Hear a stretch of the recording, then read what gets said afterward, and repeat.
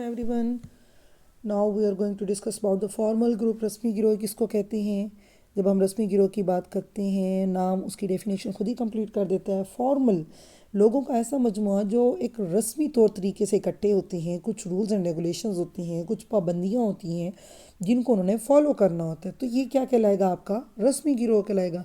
Means कि उसकी जो शिरकत करनी है तो उसके ऊपर भी कोई पाबंदी होगी, कुछ शराइत होंगी, और ग्रुप मेंबरशिप हासिल करने के बाद भी आप जब उसके अंदर रहेंगे या आप अपने फ़राइज़ सर अंजाम देंगे तो वो भी कुछ कानूनी या मामूलात के दायरा कार में रहते हुए, अगर आप उसको फॉलो नहीं करेंगे तो आपको बाकायदा तौर पर उसकी सज़ा भी दी जाएगी। तो ऐसा गिरोह जिसकी मेंबरशिप आप बाकायदा हासिल करते हो, रूल्स एंड रेगुलेशंस फॉलो करते हो और वो फॉलो करना आप पे लाजिम होता है, तो उसको हम क्या कहते हैं? आपका रस्मी गिरोह कहलाता है। मिसाल के तौर पे अगर हम अपने माशरे की एग्जांपल्स लें, स्कूल्स की एसोसिएशंस होती हैं, कॉलेजेस की एसोसिएशंस होती हैं, डॉक्टर्स की, इंजीनियर्स की, ताजरान अपनी एसोसिएशंस बनाते हैं अपने हकूक़ के लिए, मज़दूर अपनी यूनियंस बना लेते हैं। उनकी भी फिर बाकायदा तौर पे एक मेंबरशिप होती है। वो रस्मी तौर पर उनके कुछ असूल होते हैं, एक एजेंडा होता है जिसके तहत उनके हर मेंबर ने उसको फॉलो करना होता है, और जो उसकी खिलाफ वर्जी करता है तो उसको उसकी सज़ा भी दी जाती है बाकायदा तौर पर। अब हम अगर रस्मी गिरोह की खसूसियात की बात करें तो सबसे पहले बात यही आती है, असूल ज़वाबित होंगे। मेंबरशिप हासिल करने भी में भी असूल होंगे। मेंबरशिप हासिल करने के बाद उस ग्रुप के मेंबर बनते हुए भी कुछ असूल और कुछ कवानीन हैं जिनको आपने फॉलो करना होगा। इसी तरह से जो आपके ओहदे होंगे उस ग्रुप के अंदर, जो मनसब कहलाता है, मिसाल के तौर पे अगर कोई चेयरमैन है, कोई डिप्टी चेयरमैन है, या कोई भी पोस्टिंग है, कोई अकाउंटिंग का डील कर रहा है, तो वो भी आपके मनसब और जो कार मनसब होगा, कार मनसब से मुराद वो मनसब या स्टेटस से रिलेटेड जितनी सब आपके फ़राइज़ हैं जो आपने कारकर्दगी करनी है, काम करना है, ये सब रस्मी नोयत के होते हैं। इसके बाद एक ऑफिस होगा आपका प्रॉपर, जिसमें आपकी मेंबरशिप का रिकॉर्ड रखा जाएगा, आपके तमाम इवेंट्स का रिकॉर्ड रखा जाएगा। लोग वहाँ आएंगे, अपने मसले मसाइल अपनी यूनियन से रिलेटेड या अपनी तंजीम या उस गिरोह से रिलेटेड जो इश्यूज़ होते हैं उसको उस दफ्तर में आके डिस्कस करेंगे। बाकायदा तैनाती होती है मनसब की उसमें। फिर गैर शख्सी ताल्लुकात होती हैं, वो एक दूसरे को नहीं जानते, नामों से सतही ताल्लुकात होती हैं, जैसे सेकेंडरी ग्रुप में हमने देखे थे। काम की इसमें वाज़े तकसीम होती है, division of labour, but on the basis of specialisation, कि जिस शख्स को जो जो काम या जो जो महारत हासिल होती है उनकी बुनियादों पर उनको उनका काम दे दिया जाता है। और ये जो काम होगा या जो फ़राइज़ हैं ये बाकायदा रिटन फॉर्म में होंगे, जैसे ड्यूटीज़ असाइन की जाती हैं। ताकत और अख्तियार, वही बात, जब आप हर शख्स को उसकी खसूसियत की बुनियादों पर एक मनसब या एक ओहदा देते हो और वो उस ओहदे से रिलेटेड जितने फ़राइज़ हैं उसको सर अंजाम देता है, यानी कार मनसब सर अंजाम देता है, तो उस मनसब के अंदर कुछ ताकत होती है, कुछ अख्तियारात होते हैं, जिसके तहत उसको पता होता है मैंने रिपोर्ट किसको करनी है और मैंने ऑर्डर किसको करना है, मैंने चेक किसको करना है और मैंने चेक करवाना किसको है अपना काम।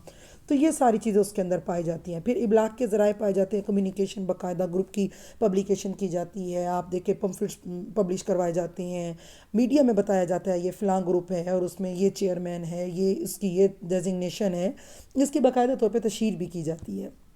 ग्रुप का बुनियादी मकसद ये होता है कि जिस भी एजेंडे को लेके वो लोग इकट्ठे हुए हैं उस एजेंडे को पूरा करने के लिए ग्रुप के तमाम मेंबर एक दूसरे से तामुन करेंगे और किसी भी किस्म की अगर कोई मसला आता है तो उसको मिलके हल करेंगे।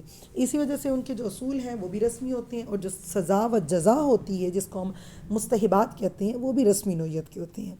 इसके बरक्स अगर हम बात करें गैर रस्मी गिरोह की, इनफॉर्मल, गैर रस्मी गिरोह के लिए शिरकत हासिल करने के लिए कोई रूल्स एंड रेगुलेशंस नहीं है। उसकी मेंबरशिप हासिल करने के बाद भी आपके कोई रूल्स एंड रेगुलेशंस नहीं है, मतलब आप उसमें शामिल हो गए हैं, आप आ गए हैं, ऐसा नहीं है कि आपने कुछ असूल फॉलो करने हैं, तो ऐसा नहीं होता। उसको हम क्या कहते हैं? गैर रस्मी गिरोह, यानी जिसमें शामिल होने और ख़ारिज होने की कोई पाबंदी नहीं होती, और जब चाहें आप उसमें शिरकत कर सकते हैं और जब चाहें आप उसको छोड़ सकते हैं। बाज़ार आप जाते हैं शॉपिंग के लिए, किसी भी दुकान वाले से बात की, गिरोह तो बन गया, वहाँ दो चार कस्टमर से बात की, गिरोह बन गया, आप जाएंगे उसमें अपनी मकसद पूरा करेंगे और वापस आ जाएंगे। इसी तरह से आप बाज़ार रेडियो की बात करें, हम टेलीविज़न की बात करें, सर्वे हो रहे होते हैं, लोग जाते हैं गलियों में, लोगों से कम्युनिकेशन करते हैं, गपशप करते हैं गली में ठहरे लड़के। इसी तरह से मेले होते हैं हमारे पार्क्स वगैरह में, तो ये सब गैर रस्मी नोयत की होती हैं, इसमें कोई रूल्स एंड रेगुलेशंस नहीं होते। खसूसियात की अगर हम बात करें, वही बात कि कोई कवायद ज़वाबित नहीं है, कोई तहरीरी फॉर्म में, कोई रिटन फॉर्म में कोई भी आपके असूल नहीं है कि जिसको आपने फॉलो करना है तो तब आप इसके मेंबर बनेंगे, अगर आप फॉलो नहीं करेंगे तो आपको सज़ा दी जाएगी या मेंबरशिप ले ली जाएगी। इस तरह की कोई सूरत हाल नहीं होती। इनके ताल्लुकात مفاد بنیادوں پر ہوتے ہیں، مفاد بنیادوں پر نہیں ہوتے. کیوں؟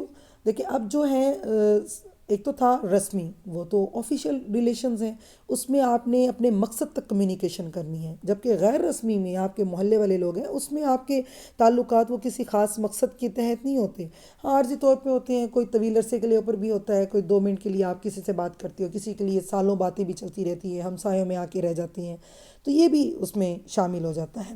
تو غیر رسمی تفاعل ہوتا ہے اس کے اندر. تقسیم کار جو ہے وہ ریٹن فارم میں نہیں ہوتا. مثال کے طور پہ اگر روڈ ایکسیڈنٹ ہو جاتا ہے، اب سب لوگ اکٹھے ہو گئے، کوئی پیشنٹ کو نکالے گا، کوئی گاڑی کو پیچھے کرے گا، کوئی گاڑی کو دھکا دے گا، کوئی پیشنٹ کو پانی دے گا، مطلب کوئی ڈاکٹر کو کال کر لے گا.